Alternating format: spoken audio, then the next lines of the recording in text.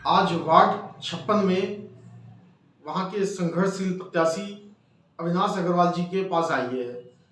अविनाश अग्रवाल जी किसी परिचय के मोहताज नहीं है, काफ़ी संघर्षशील व्यक्ति हैं और सभासद के प्रत्याशी भी हैं सुभाष पार्टी से।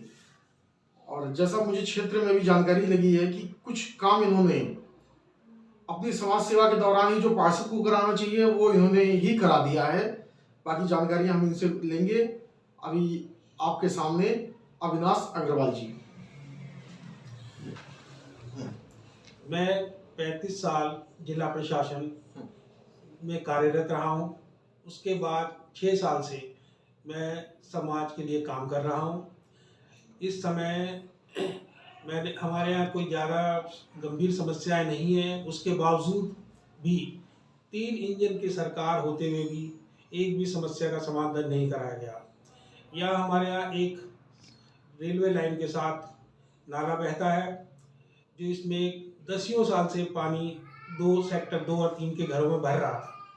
हमने नगर आयुक्त अन्य लोगों से संपर्क करके सक्षम अधिकारियों से मिलके इस नाले का समाधान कराया। वर्तमान में सेक्टर 2-3 में कितनी भी बारिश हो जाए घरों में जल भराव नहीं होता है। एक मुद्दा इस वार्ड में और चल रहा है, वो करीबन 20 साल से चल रहा है, सामुदायिक केंद्र। उसमें कम से कम 20-25 लाख रुपए उस समय लगे हुए थे और वो जीर्ण शीर्ण अवस्था में आ गया है। इसको कंप्लीट नहीं कराया गया है। इसको निगम भी मानने के लिए नहीं तैयार था कि ये सामुदायिक केंद्र हमने बनवाया है। काफ़ी लिखा पढ़ी के बाद उन्होंने माना, पार्षद ने भी माना। पार्षद भी गुमराह कर रहे थे कि इस पे स्टे है, कोई काम नहीं हो पाएगा, कुछ नहीं हो पाएगा। तो हमने कहा जब इसमें स्टे है तो इसको पार्क में आपने कैसे बदल दिया, इसमें वाटर हार्वेस्टिंग का सिस्टम आपने कैसे लगवा दिया। तो उन्होंने माना बाद में कि साहब हाँ, इसमें अवस्थापना निधि से करीबन 20-25 लाख का काम होना है। बाकी स्ट्रीट लाइट सफाई या नियमित नहीं होती है, सड़कों पे कूड़ा भरा रहता है। कुछ निगम और वन विभाग में समन्वय नहीं है। पेड़ों की डालियाँ सड़कों तक नीचे तक आती हैं, जिसमें दुर्घटनाएं भी होती हैं। और सर्दियों में धूप कम आती है और स्ट्रीट लाइट आए दिन खराब रहती है, और उसकी अगर मान लो जल भी रही है तो उसकी रोशनी कम पड़ती है। जैसा कि इस समय चुनाव चल रहा है और ये मैंने भी सर्वे किया, हम लोगों ने यहाँ सर्वे किया है, काफ़ी आपने इस क्षेत्र में मेहनत किया, लेकिन इसके साथ साथ आपका जो है कई और वार्डों में भी आपका जो है नाम मुझे सुनने को मिला है। ये पता लगा है कि आपने पूरे गाजियाबाद में एक तरीके से मेहनत किया है, तो उसके बारे में जानकारी दीजिए मुझे। हम किसी भी वार्ड में रहें, लेकिन हमें शहर में भी जाना होता है, अन्य क्षेत्रों में भी जाना होता है।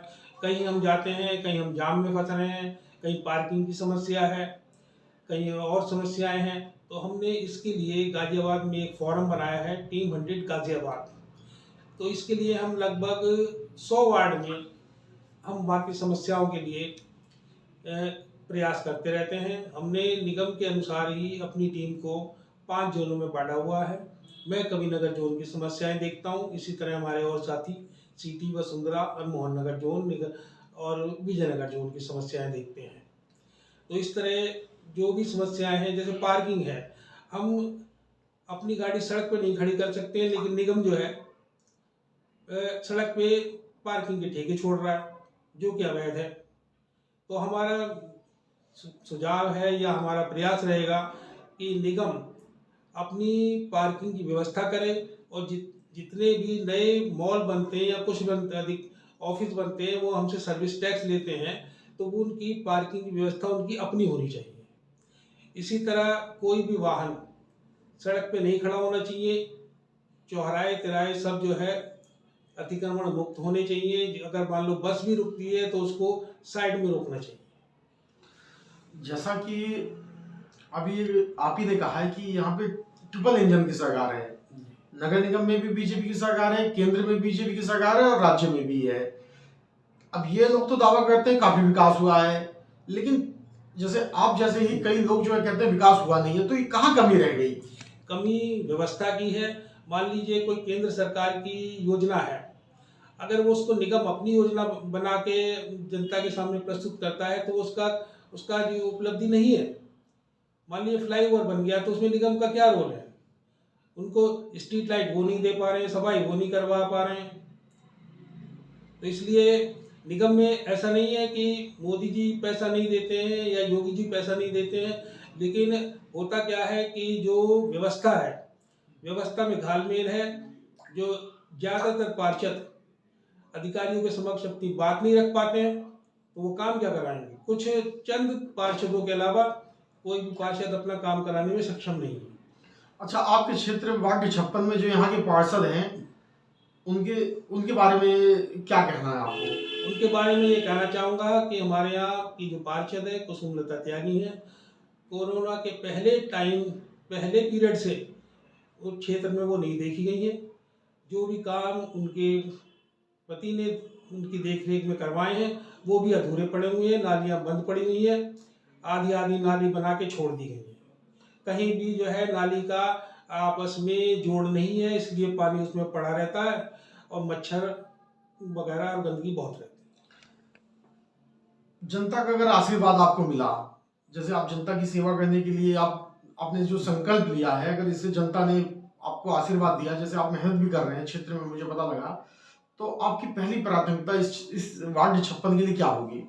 सबसे पहले तो मैं इसका सामुदायिक केंद्र का मुद्दा जो है निपटवाने का समाप्त किया जाएगा, क्योंकि जो छोटे छोटे लोग हैं या मध्यम वर्ग के लोग हैं उसमें इनको बैंक्वेट हॉल वगैरह में ज़्यादा पैसा ना खर्च ना करना पड़े, और जो जनता की कमाई 10-15 साल पहले सामुदायिक केंद्र में खर्च हो चुकी है उसका सदुपयोग हो सके। जहां यूपी में कई पार्टियां हैं, वहां आपने सुभाष पार्टी क्यों चुना? सुभाष पार्टी मैंने इसलिए चुना कि सब बीजेपी की तरफ भाग रहे हैं।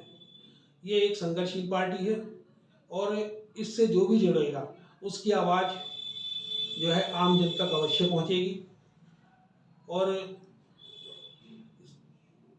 इसमें मान लीजिए बीजेपी में जा रहे हैं, बीजेपी में मान लो वो जीत भी जाएंगे तो अपनी बात वो जनता तक नहीं पहुंचा पाएंगे, वो अपने वार्ड का काम नहीं करा पाएंगे, क्योंकि उनकी वहाँ भी सुनी नहीं जाएगी। मनमर्जी का काम होता है, समग्र विकास किसी भी वार्ड में नहीं हो रहा है। जो दबंग पार्षद हैं, बड़े पार्षद हैं या उनकी ऊपर ज़्यादा पहुँच है तो वो अपने वार्ड में काम करा लेते हैं, छोटे मोटे पार्षद अपना काम नहीं करा पा रहे हैं। बहुत अच्छी बात इन्होंने कही है। और वार्ड 56 में अविनाश अग्रवाल जी काफ़ी मेहनत कर रहे हैं, जैसा कि पता लगा है। बस इनसे मैं एक ही सवाल पूछूंगा, आगे मेरा जो आखिरी सवाल होगा वो केवल ये है कि 56 के लिए तो आपके पास काफ़ी रोड मैप है, काफ़ी आपने सोचा है, पूरी आपने पूरी अपनी डायरी दिखाई। गाजियाबाद के लिए भी अगर आपकी कोई सोच है तो मैं चाहता हूँ कि उसका भी आप जिक्र करिए। वार्ड के साथ साथ हम तो चाहेंगे कि 100 वार्ड के में हर वार्ड का अलग कार्य योजना होनी चाहिए, और जो शहर गाजियाबाद की मुख्य समस्याएं हैं उसके लिए भी हमने एजेंडा तैयार किया है। जैसे पार्किंग की समस्या है, मेन जल भराव की समस्या है, मार्केट की समस्या है। गाजियाबाद को बने हुए इतना लंबा समय हो गया है, इसमें एक भी सब्जी मंडी नहीं है। कम से कम 5 जोन में सब्जी मंडियां अलग अलग होनी चाहिए। और पार्किंग की समस्या तो मेन है ही है। पार्किंग की समस्या के कारण नवयुग मार्केट बंद हो गया है। चौपला में आप जा नहीं सकते हैं। ये लोग रमते राम रोड पे इन्होंने पार्किंग बनाई है, लेकिन इतनी महंगी बनाई है और उसकी अप्रोच नहीं है, उसमें कोई गाड़ी नहीं खड़ी करता। बीच में इनका समन्वय नहीं है। रामलीला मैदान में अगर ये चाहें तो रामलीला कमेटी से संपर्क करके अस्थायी पार्किंग बनाई जा सकती है। मेरा सुझाव ये है, अगर हमारी पार्टी निगम में बहुमत में आती है तो हम नो प्रॉफिट नो लॉस के आधार पे गाजियाबाद की जनता को पार्किंग सेवाएं देंगे। बहुत अच्छा। जिस उम्र में लोग घर में आराम करते हैं, अविनाश अग्रवाल जी उस उम्र में अपने क्षेत्र के लिए, वार्ड 56 के लिए, अपने जिले के लिए, अपने प्रदेश के लिए, अपने देश के लिए सोच रहे हैं। इसके लिए S4 की टीम की तरफ से आपको काफ़ी साधुवाद है।